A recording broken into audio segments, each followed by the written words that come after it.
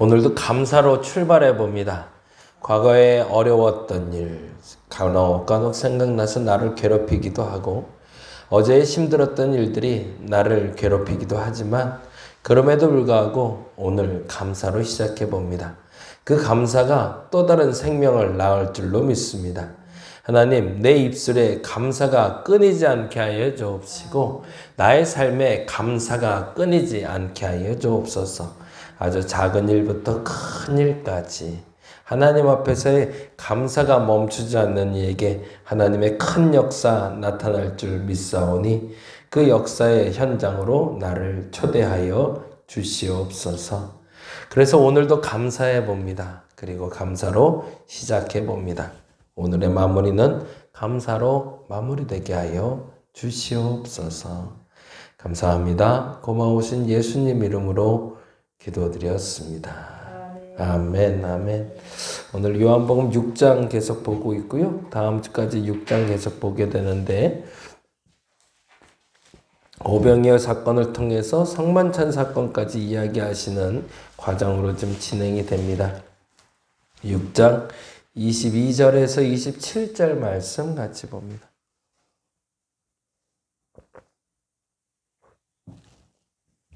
6장 22에서 27까지 같이 한 목소리로 읽겠습니다.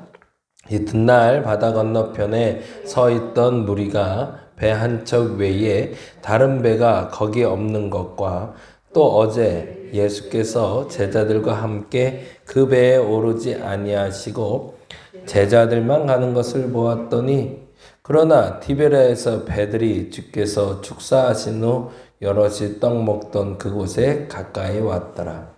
무리가 거기에 예수도 안 계시고 제자들도 없음을 보고 곧 배들을 타고 찾으러 바다으로 가서 바다 건너편에서 만나 랍비여 언제 여기 오셨나이까 하니, 예수께서 대답하여 이르시되 내가 진실로 진실로 너희에게 이르노니 너희가 나를 찾는 것은 표적을 본 까닭이 아니요 떡을 먹고 배부른 까닭이로다. 썩을 양식을 위하여 일하지 말고 영생하도록 있는 양식을 위하여 하라.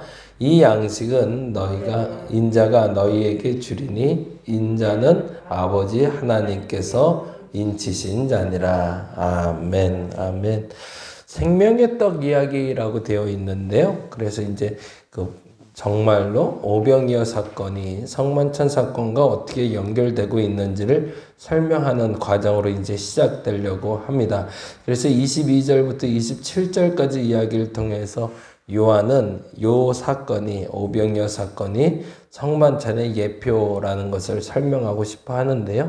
그래서 그 사이사이 일어난 사건으로 지난주에 예수님이 바다를 건너 오신 사건을 잠깐 보았고, 그리고 오늘은 다시 만난 예수님과 백성들 이야기를 하려고 합니다. 22절부터 보니까 그들이 예수를 쫓은 이유를 이렇게 분명히 설명하고 있어요. 22절 한번 보죠. 22절, 이튿날 바다 건너편에 서 있던 무리가 배 한 척 외에 다른 배가 거기 없는 것과 또 어제 예수께서 제자들과 함께 그 배에 오르지 아니하시고 제자들만 가는 것을 보았더니, 아주 상세하게 예수를 추적해가고 있는 걸 볼 수 있죠. 그리고 나서 24절에 보니 이렇게 되어 있습니다. 무리가 거기에 예수도 안 계시고 제자들도 없음을 보고 곧 배들을 타고 예수를 찾으러 가버나움으로 가서, 과거에 있었던 일에 대해서도 철저하게 조사하고 면밀히 확인한 후에 지금 있는 사건들도 찾아보았다는 거죠. 그리고 나서 드디어 25절에 예수를 만납니다. 그리고 이렇게 질문하죠. 뭐라고요? 바다 건너편에서 만나 뭐라고 돼 있죠? 랍비여 언제 여기 오셨나이까. 거기다 줄쳐놓고 시작해보죠. 굉장히 갈급함이 보이죠. 예수를 찾고자 갈급하고 그리고 상세하고 진실되게 찾고 있는 것을 봅니다. 근데 랍비여 언제 여기 오셨나이까 라는 질문의 답에 예수님이 이렇게 얘기하십니다. 26절 같이 읽어볼까요?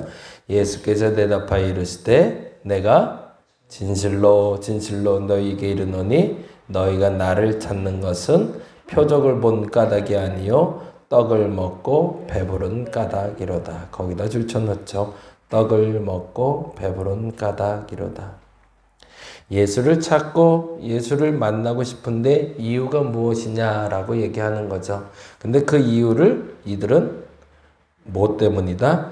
떡을 먹고 배부른 까닭이라고요.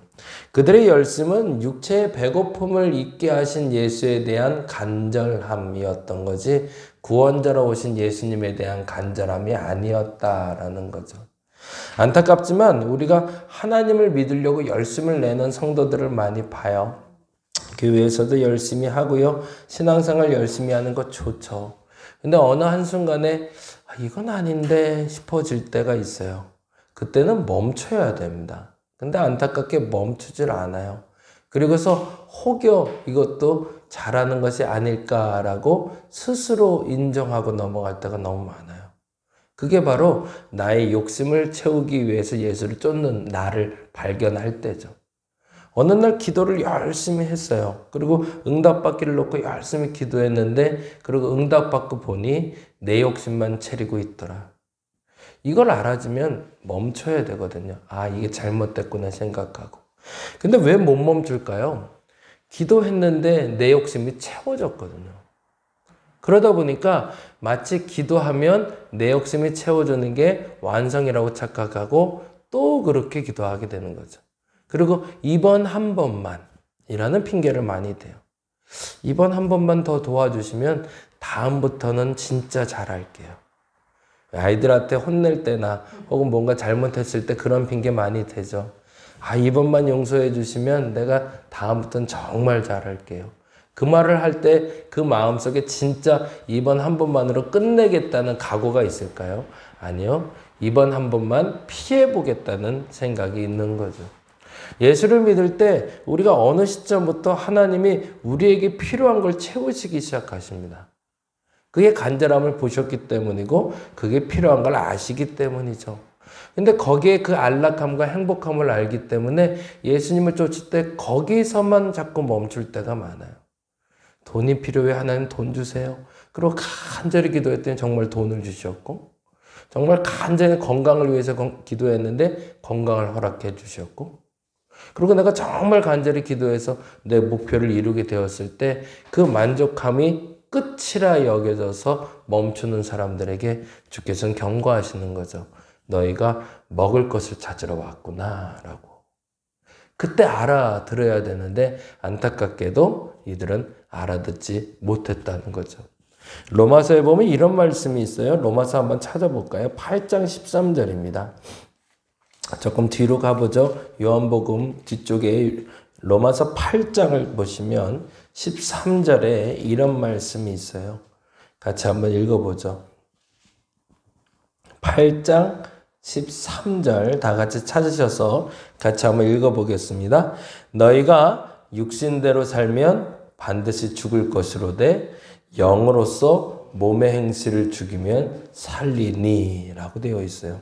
우리가 육신대로 살면 결국엔 그 결과물이 나에게 생명을 주는 것이 아니더라는 거죠.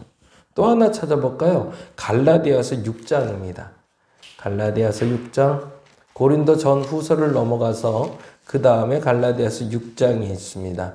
6장 8절 말씀 같이 한번 읽어보죠. 6장 8절 말씀 신약성경 309페이지 어간에 있고요. 309페이지 어간에 갈라디아서 6장 8절 네, 같이 한번 다시 읽어보겠습니다. 6장 8절입니다. 자기의 육체를 위하여 심는 자는 육체로부터 썩어질 것을 거두고 성령을 위하여 심는 자는 성령으로부터 영생을 거두리라. 똑같은 말이 반복되고 있는 거죠. 먹을 것을 찾아온 이들에게 똑같이 했던 말씀이 로마서의 말씀이나 갈라디아서의 말씀이나 같이 연결되고 있어요. 하나 더 보죠. 요한 1서를 한번 봅니다. 요한 1서 2장 16절 말씀인데요.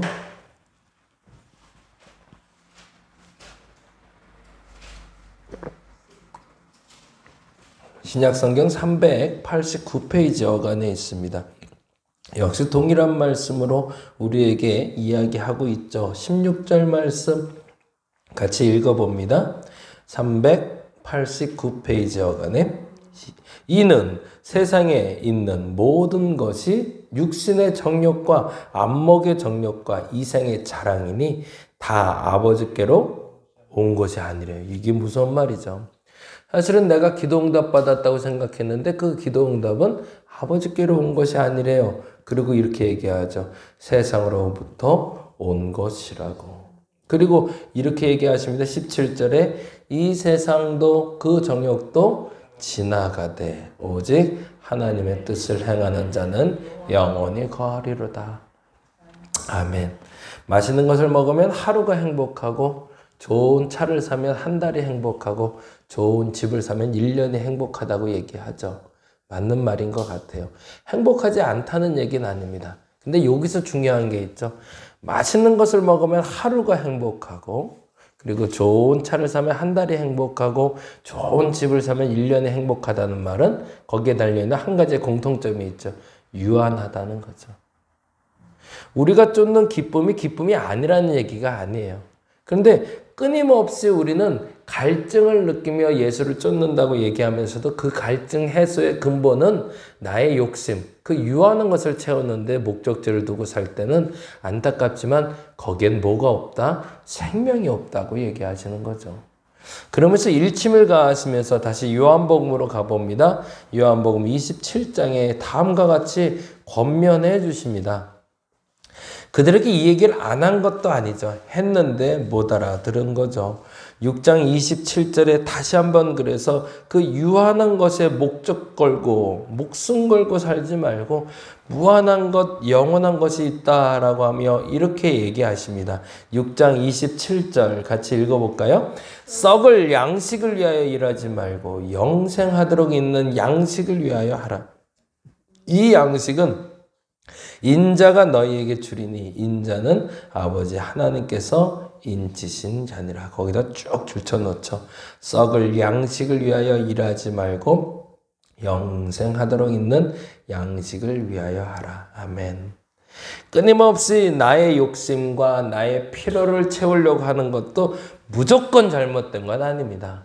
하나님의 일을 하고자 하면 하나님은 당신의 일을 하게끔 하기 위해서 능력도 필요하고 돈도 필요하고 건강도 필요하고 시간도 필요하고 사람도 필요하기 때문에 채워주시는 겁니다. 근데 정확하게 말씀드리면 하나님의 그 필요를 채워주시는 이유는 하나님의 일을 하기 위해서 필요하기 때문이지 그 필요를 채움으로 만족함을 얻으라고 채우는 게 아니라는 얘기죠. 그러니까 우리가 목적지가 어딘지 어제도 동일하게 얘기했지만 종착지가 어딘지를 알고 정류장이 어딘지를 알아야 되는데 신앙생활 하는 사람들의 대부분이 100이면 100 다 이 목적지가 잘못되고 있을 때 이 목적지가 잘못되고 있다는 걸 알게 되었을 때 바꿔야 되는데 못 바꾸는 것이 문제라는 거죠. 그리고 앞서 말한 대로 똑같이 또 반복합니다. 이번 한 번만. 11조도 그렇죠. 11조도 꾸준히 적은 돈을 가지고 11조 할 때는 꾸준히 해왔다가 어느 날 갑자기 목돈이 생기면 이게 마음이 불안해지죠. 그러면서 이번 한 번만 안 하고 급한 일이 생기니 요 불 좀 끄고 다음에 하겠다고. 돈 얘기하면 조금 예민하긴 하지만 시간도 마찬가지예요. 이번 한 번만 너무 바쁘니 이번 한 번만 이건 못하겠고 다음부터 하겠다고. 근데 그렇게 미뤄왔던 하나님의 일들이 나에겐 얼마나 큰 안타까움으로 쌓이고 있는지를 알아야 된다는 거죠. 오늘 이 시간엔 그렇게 한번 기도했으면 좋겠습니다. 내가 지금 무엇을 위해 달려가고 있는가? 그 질문에 답할 수 있으면 좋겠습니다. 올해의 나의 목적지는 어딘가? 이제 벌써 10월, 이제 이번 주 설교가 그 얘기 할 건데요.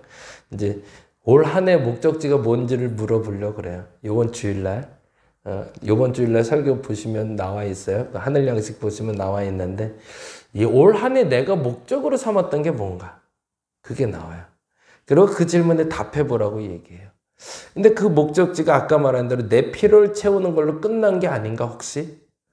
그래서 정말 그 필요가 채워졌는가? 그것도 물어야 되지만 더 중요한 건 그 필요를 하나님이 채우셨을 때 내가 무엇을 하려고 했을까? 거기까지 우리는 질문을 던질 수 있어야 된다는 거죠.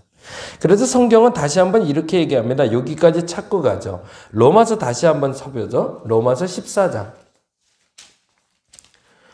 역시 뒤쪽으로 가봅니다. 259페이지인데요. 로마서 14장 7절과 8절 여기까지만 읽고 마무리하겠습니다. 258페이지 7절과 8절 같이 한번 읽어보겠습니다. 14장 7절 8절 우리 중에 누구든지 자기를 위하여 사는 자가 없고 자기를 위하여 죽는 자도 없도다요. 멋지죠? 이렇게 된 때도 있었나 봐요. 그리고 나서 이렇게 얘기합니다. 8절 시작. 우리가 살아도 주를 위하여 살고 죽어도 주를 위하여 죽나니 그러므로 사나 죽으나 우리가 주의 것이로다. 아멘. 이런 신앙생활에 멋진 신앙 고백이 있는 저와 여러분 되시길 바랍니다. 우리의 목적지는 우리의 유한한 필요를 채우는 데 있지 아니하고 그 유한한 필요를 채우시며 영원한 나라를 채우기 위해서 나가길 원하시는 하나님을 향해 나가는 걸음이라는 걸 믿으시고 인정하시고 그 삶을 위해서 오늘 기도하시기 바랍니다. 그러면 기도 제목이 조금 달라질 수 있겠죠. 하나님, 내가 이것을 기도합니다. 이것을 채우시면 내가 당신 나라를 위해서 이 일을 하겠나이다. 라고 기도하는 것이 정답이겠죠. 그 기도를 통해 응답받기를 간절히 바랍니다. 기도하겠습니다. 하나님 앞에 기도하는 분명한 이유가 있어야 됩니다. 육체의 배고픔을 잊게 하는 것, 그 필요를 채우는 것이 나의 목적지 되지 않게 하여 주시옵소서. 영생의 양식이 내게 있음에 그 양식을 쫓아갈 수 있는 내가 되게 하여 주옵소서. 과연 내가 예수께 기도하는 이유는 뭔가? 내 필요를 채우기 위해서인가? 아니면 하나님의 필요를 채워드리기 위해서인가? 다시 한번 묻고 답하여 정말 온전한 목적지가 흔들리지 않게 하여 주시옵소서. 감사합니다. 고마우신 예수님 이름으로 기도드렸습니다. 다 같이 기도하고 돌아가겠습니다. 주를